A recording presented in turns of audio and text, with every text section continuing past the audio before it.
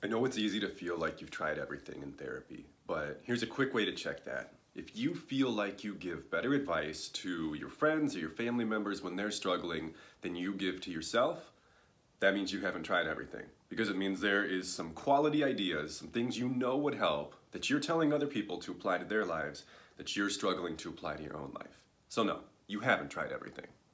And that's a good thing.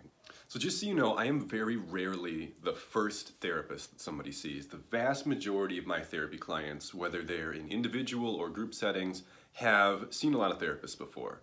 I am usually somebody that people come to when they are feeling stuck or struggling with more traditional therapy methods.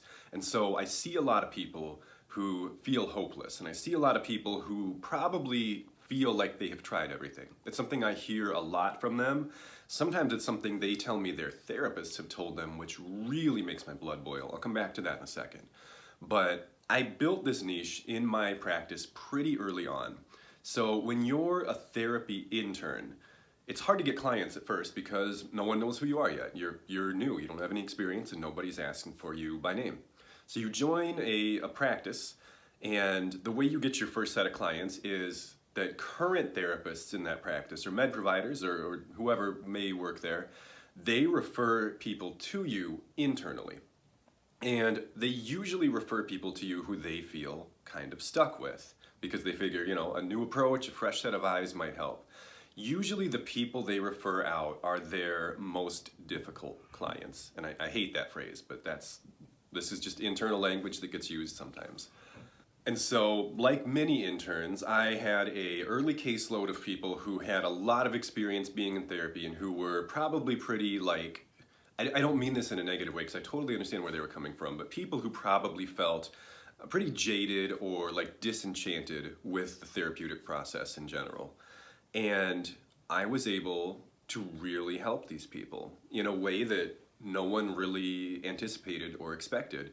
A little bit of self-disclosure here. I think the main reason I was able to do that is I honestly related to them. I understood their feelings of hopelessness. I understood their frustration. I understood the fact that they didn't think life was going to get any better for them because I had been there. And I think a lot of my colleagues, I know a lot of my colleagues didn't understand that because a lot of them straight up told me, I don't understand this person. I don't get why they think this. I don't know why they feel this way. And in these, case consultations or team meetings, I would often speak up and I would say, I do understand that. I have felt that. I have been them, or my own version of them anyway. Send them to me. Let me give it a shot. Let me see if I could help them. And I typically was able to. There's a term in mental health that I hate. You might be gathering that there are a lot of things about my field that frustrate me, and that is very accurate. But there's an acronym called SPMI. It stands for severely and persistently mentally ill. In other words, people who, it's not an official term or diagnosis, it's just something that's used informally, but people who are considered to be SPMI are essentially people who we don't think I'm making air quotes if you're listening to the podcast because I'm also rolling my eyes. We don't think that these people are going to get any better. We think that the best thing we can do for them is maintenance and safety. Make sure they don't get worse, make sure they don't ruin their lives, and keep them from hurting themselves, or in some cases other people. That is not my ceiling or my goal for anybody. Because I think there's a time in my life when people would have put me into that category and people would have said, he's not going to get any better. I know that there's times and no one expected me to make anything of myself or have a good life in any measurable way. So I know that label. And most of the people, maybe, I'm going to say all, everyone I've ever actually worked with who was given that label, we've made progress. Usually substantial progress. So it's come to be a term that I really despise. And when a therapist puts that label on somebody, it affects how that therapist engages with their client. So if you're a therapy client and you feel uncertain or you feel ambivalent or you even feel pretty hopeless or pretty pessimistic that you're ever going to get better, and you get paired with a therapist who also doesn't think you're going to get better, or a therapist who is complacent or bored or just not that passionate, I think that is the absolute most dangerous combination that happens in professional mental health because it's not a bad enough fit to be an obvious problem. It's not like this therapist is abusive or causing harm or anything like that. They just aren't doing anything. And so the client assumes this is therapy, this is what I'm supposed to be doing, this is as good as it gets, and they aren't getting any better, and they assume the problem is them, and they feel that they're stuck and hopeless. And those are the people that I often end up seeing. If what I've said so far sounds a little bit like you, there's a few things I want you to know. And this might sound a little harsh at first, but bear with me here. I'm going somewhere with it. You barely even know yourself. And I don't mean that in a rude or dismissive way. I mean, you are an incredibly complicated being. And what you know about yourself so far is just what you've been. That's all you know. You know what you've been, which is not necessarily a great indicator of who you can be. If you were to magnify your brain by 1,000%, make your brain 1,000% bigger, and like, I know this is physiologically not plausible, but like shrink yourself or something like that so you could like walk around inside of your brain. What you would see inside your brain is something that makes the Milky Way galaxy look simple. You have 100 billion neurons, which I think is roughly similar to, I'm not an astronomer, but I think that's about how many stars there are in our galaxy. But each of your neurons, stars are just independent. They're all just up there doing their own thing, right? Neurons don't physically connect to one another, but they communicate with one another through neurons and synapses. So you'd see what looks like the night sky on a super clear day out in the country, except there's these little pathways between every star or every neuron. And certain neurons communicate with certain other neurons and don't communicate with certain other neurons. So there are these pre-established pathways in this galaxy inside your brain, right? To say that a person has tried everything, to say that a person is like, we've exhausted treatment options for you, or this is as good as it's gonna get, whether it's you saying it or a therapist saying it or a psychiatrist saying it, is akin to saying, we've tried to connect all 100 billion of these things in all of the, I think it's 10 trillion, I Googled it, in all of the 10 trillion different ways that these things can be connected. And we've tried all of those and none of them really changed anything. I hope that when you hear me say that, you realize what a ridiculous statement that is. And again, I'm not saying that to be mean or rude. I'm saying that to prove to you that there is still hope for you. Because there is no way that you have done that. You have not even done 1% of that. Even if you have been working your whole life on your mental health, you have not even tried 1% of those options. And I say this as somebody, again, who I am very rarely a person's first therapist. I'm usually their 10th, 15th therapist. I've worked with people who have been hospitalized 10, 20, 30 times. I've worked with people who have been institutionalized. I've worked with people who have more suicide attempts than birthdays. And all of these people, when they start to configure things in their life correctly, they all start to show improvement.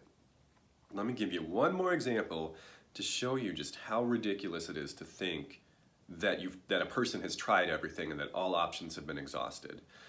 Think of a list. Think of the top 10. Let's simplify it. Top 10 most influential factors in your mental health. What would probably be sleep, relationships, living environment, physical activity, nutrition, medications, thoughts, boundaries, assertiveness, and career or school or your whatever your like professional long-term endeavor is, okay? Say those are your top 10. Take one of them. Let's take sleep, for example. Think of all the variables that make up a person's sleep. Bedtime, wake time, mattress, pillow, location, lights, sound, pets, door open, door closed. So those are all like, again, those are like the macro variables, right? Those are the big ones. Take one of those. Let's take sound. Think of all the different options there are for the sound of your sleeping environment. There's no sound, white noise, nature sounds, relaxing music, televisions, not a good option by the way, but I'm just laying out options. And within each of those, okay, so take nature sounds. So we're in our fourth category now of one thing, okay? Within the realm of nature sounds, there are thousands of options that might affect a person's sleep quality. You've not tried all those. You have not even exhausted all of the options in one micro category of one macro category of your mental health.